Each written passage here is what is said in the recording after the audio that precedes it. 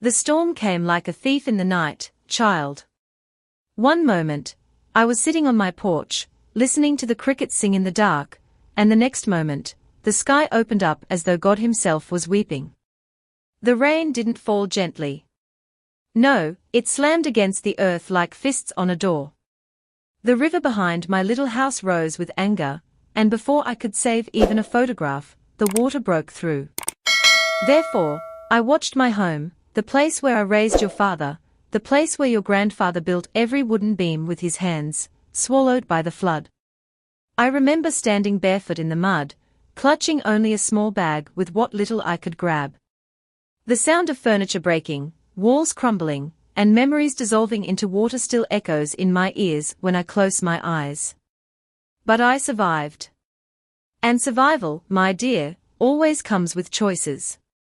I could have stayed there, sitting on that broken porch that no longer existed, waiting for pity to arrive. But I told myself, no. I will not drown with my house. I will walk.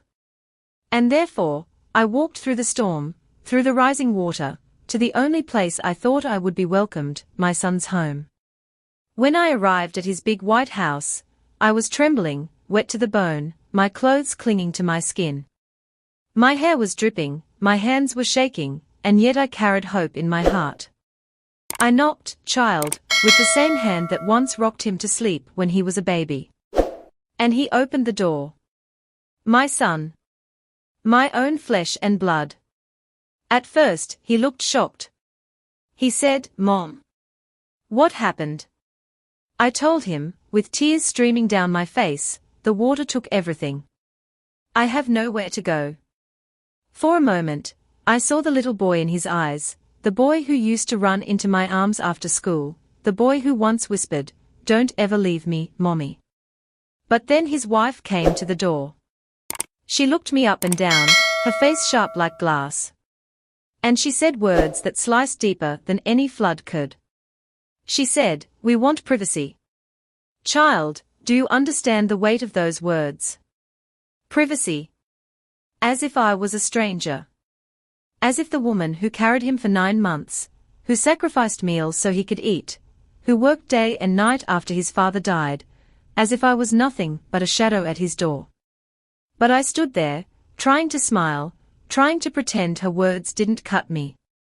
I said, "It's only for a little while. Just until I can find a way, rebuild, stand again." My son looked at her, then at me. He said nothing. His silence was worse than her cruelty.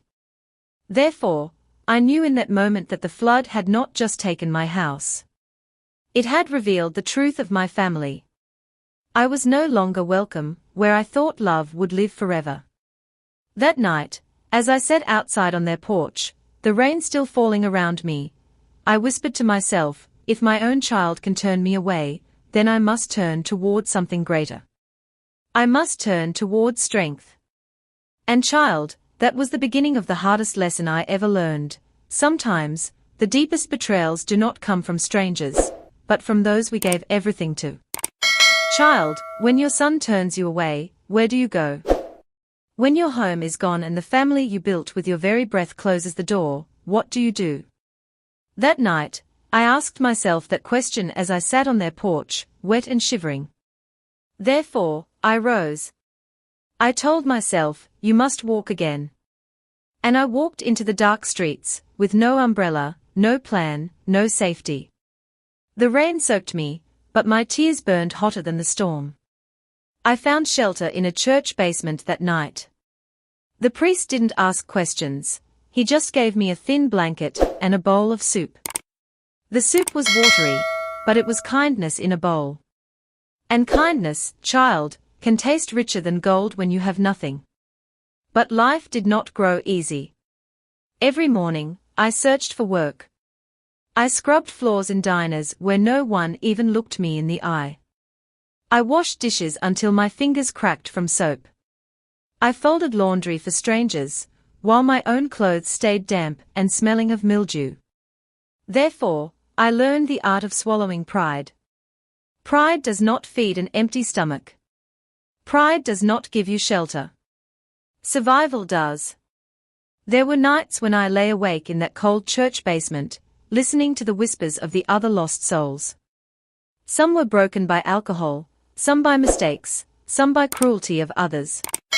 I whispered my prayers among them, not because I expected miracles, but because speaking hope aloud kept my heart alive. But child, there was one moment that changed everything. One morning, as I was scrubbing the floor of a small office, an old man in a suit stopped and watched me. He said, "You work like this place belongs to you." I smiled, though my back ached. I said, "Work is work. If I do it, I must do it with honor." He studied me, and then he asked, "Have you ever cooked?" "Cooked? My dear," I laughed right there on my knees. I said, "I have cooked more meals than I can count. I fed a husband. I fed a boy who grew into a man, and I fed anyone who came to my table. That man offered me a chance, not charity, but work. He owned a small restaurant, and he needed someone who knew how to cook from the heart. Therefore, I took that chance. I stood in his kitchen, cutting onions, kneading dough, stirring pots as though my life depended on every flavor. And it did. Customers came not just for the food, but for the love I poured into every plate. But it was not easy, child.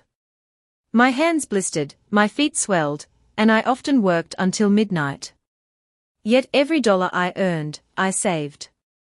I told myself, one day, you will not just survive. You will rise. Years passed like this. Seasons changed outside the window of that little restaurant. The rain stopped haunting me, and the flood became a distant memory. And slowly, something unexpected happened. The restaurant grew. People began to line up outside. They said, "There's something about this woman's food, it tastes like home." Therefore, the owner, that kind old man, offered me a share. He said, "This place thrives because of you. Let's build it together." Child, I cried that day, not because of money, but because someone finally saw my worth when my own blood had not. But even as I built a new life, the wound of my son's rejection never closed. Every birthday of his that passed, every Christmas, every Thanksgiving, I sat alone at my little corner table after the restaurant closed, wondering if he ever thought of me. And one day, I heard whispers. My son had fallen on hard times. His wife, the sharp-tongued woman who once said she wanted privacy, had left him. His big white house had cracks in the walls, bills piled up, and friends turned their faces away. Therefore, I knew the day would come when the circle of life would turn, when he would remember me, not as his mother who begged for shelter, but as a woman who had built herself back from ashes. And child, that day was closer than I imagined. Child, do you remember how I said the circle of life always turns? Well, it happened sooner than I thought. One evening, after closing the restaurant, I found a letter slipped under the door. My name was written in a familiar hand, shaky, but still his. It was from my son. "Mom," it read, "I know I have no right to ask. But I need help. Please." Therefore, I sat there in that dark, empty restaurant with the letter trembling in my hands. My heart ached, for I was still his mother. But my mind remembered that night in his backyard, the words that cut deeper than knives, "Why is she even still alive?" But I did not throw the letter away. I folded it carefully and placed it in my pocket. Because sometimes, revenge is not screaming, or anger, or violence. Sometimes revenge is silence, dignity, and timing. 2 weeks later, he came. Not to my home, for he didn't even know where I lived now, but to the restaurant. I saw him standing outside, thinner than I remembered, his shoulders bent. His children were not with him. His wife was gone. He looked like a man who had lost everything. He walked in slowly, and when his eyes met mine, they filled with shame. He whispered, "Mom, it's me." Therefore, I stood tall, though my knees shook inside. I looked at him the way he once looked at me on that rainy night, when I begged for shelter. I said, "Sir, do you need a table for one?" He flinched, as though my words were knives. He said, "Please, don't do this. I was wrong. I should never have turned you away. I lost everything, Mom. I need you now." But I remembered every year of silence. Every holiday he never called. Every night I prayed for a son who never came. And I also remembered the years of hard work, the calluses, the hunger, the tears I turned into strength. So I told him, when I stood in the rain, "You told me you wanted privacy. Tonight, I will give you the same gift. Privacy. Because I will not open my door again." He sank into the nearest chair, his face buried in his hands. "Please, Mom. I have nothing left." Therefore, I pulled out a small envelope from my apron. Inside was a check, not for him, but for his children, my grandchildren. I placed it on the table and said, "This is for them, not for you. A mother cannot let her blood starve. But you must learn the weight of your choices." He lifted his face, wet with tears. "So this is your revenge?" I whispered, steady and cold, "No. This is justice." And I turned, child, and walked away. My heart was heavy, but also free. That night, as I sat back in my small home, this same home where we now sit, you and I finally understood. Revenge is not about making another suffer. It is about standing tall where once you were broken. Therefore, I share this story with you so you may learn, never let the cruelty of others steal your dignity. Never let betrayal poison your soul. Rise. Build. And when the time comes, face them not with anger, but with truth.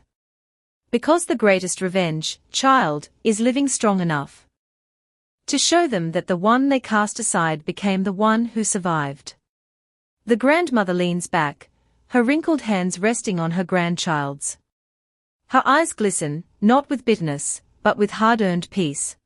The camera of life slowly fades on her small, humble home, a kingdom built not from riches, but from resilience.